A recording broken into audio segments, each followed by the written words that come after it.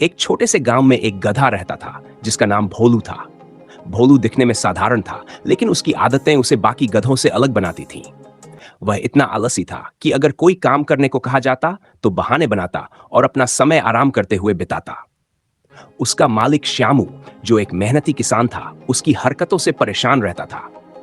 श्यामू बार बार उसे समझाने की कोशिश करता, लेकिन भोलू पर कोई असर नहीं होता। श्यामू का काम फसल उगाना और बाजार में बेचकर अपना गुजारा करना था। भोलू उसका इकलौता गधा था, इसलिए श्यामू को हर समय उसी पर निर्भर रहना पड़ता। जब भी श्यामू उसे भारी सामान ढोने को कहता, भोलू किसी न किसी बहाने से मना कर देता। कभी वह कहता, मेरी पीठ में दर्द हो रहा है, तो कभी यह कहकर बच जाता, आज तो बहुत थका हुआ हूँ। श्यामू उसकी इन आदतों से तंग आ गया था। उसने सोचा, अब इस गधे को सबक सिखाना पड़ेगा। इसे समझना होगा कि कामचोरी का क्या नतीजा होता है। सुबह श्यामू ने भोलू की पीठ पर अनाज की भारी बोरियां लादी और उसे जंगल की ओर ले जाने लगा। भोलू को यह समझ नहीं आया कि श्यामू उसे जंगल क्यों ले जा रहा है। उसने सोचा, शायद श्यामू मुझे कहीं आराम करने के लिए ले जा रहा है। यह तो बहुत अच्छी बात है। जंगल के रास्ते में भोलू बार बार रुकने की कोशिश करता, लेकिन श्यामू उसे आगे बढ़ने के लिए मजबूर करता।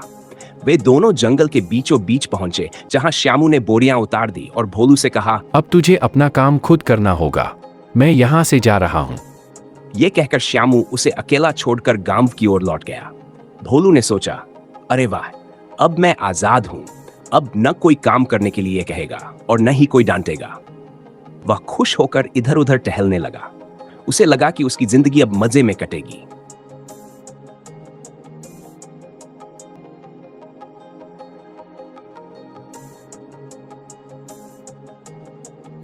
थोड़ी देर बाद वहां एक चालाक लोमड़ी आई।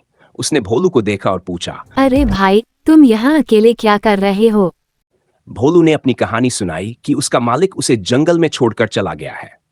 लोमड़ी ने मन ही मन सोचा, यह गधा तो बहुत मूर्ख है, इसे बेवकूफ बनाना तो बहुत आसान है।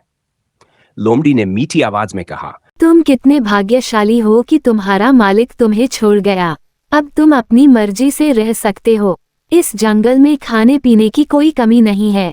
आओ, मैं तुम्हें एक ऐसी जगह दिखाती हूँ जहाँ तुम्हें भरपूर खाना और आराम मिलेगा। भोलू ने लोमड़ी की बातों पर विश्वास कर लिया और उसके पीछे पीछे चलने लगा।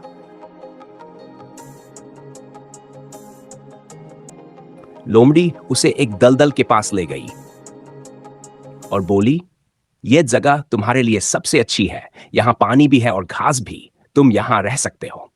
भोलू को यह बात पसंद आई। उसने बिना सोचे समझे दलदल में कदम रख दिया। जैसे ही उसने कदम रखा, उसका पैर फिसलने लगा और वह धीरे धीरे दलदल में धंसता चला गया। उसने बाहर निकलने की कोशिश की, लेकिन जितना वह हिलता उतना ही ज्यादा धंसता। अब उसे अपनी मूर्खता का एहसास हुआ। भोलू जोर जोर से चिल्लाने लगा, बचाओ, कोई है? श्यामू मालिक, मुझे माफ कर दो। मैं अब कभी काम चोरी नहीं करूंगा। श्यामू, जो जंगल से ज्यादा दूर नहीं गया था, ने भोलू की आवाज सुनी। वह तुरंत वापस आया और देखा कि भोलू दलदल में फंसा हुआ है। श्यामू ने बिना समय गंवाए एक मजबूत रस्सी का इंतजाम किया और उसे भोलू की तरफ फेंका। उसने पूरी ताकत लगाकर भोलू को बाहर निकाला। बाहर निकलते ही भोलू ने रोते हुए कहा, मालिक, मुझे माफ कर दो। मैं अब कभी आलसी और मूर्ख नहीं बनूंगा। मैं आपके हर काम में मदद करूंगा और कभी कोई बहाना नहीं बनाऊंगा। श्यामू को भोलू की बातों पर यकीन नहीं हुआ, लेकिन उसने सोचा कि शायद यह घटना उसे बदल दे। वह भोलू को लेकर गांव लौट आया। इस घटना के बाद भोलू सचमुच बदल गया। अब वह हर काम बिना किसी बहाने के करता। वह सुबह जल्दी उठता और श्यामू के साथ खेतों में काम करता। धीरे धीरे वह श्यामू का सबसे भरोसेमंद साथी बन गया। भोलू ने उस दिन सीखा कि आलस और मूर्खता का नतीजा हमेशा बुरा होता है। मेहनत और समझदारी से ही जीवन में सच्ची खुशी और सफलता मिलती है।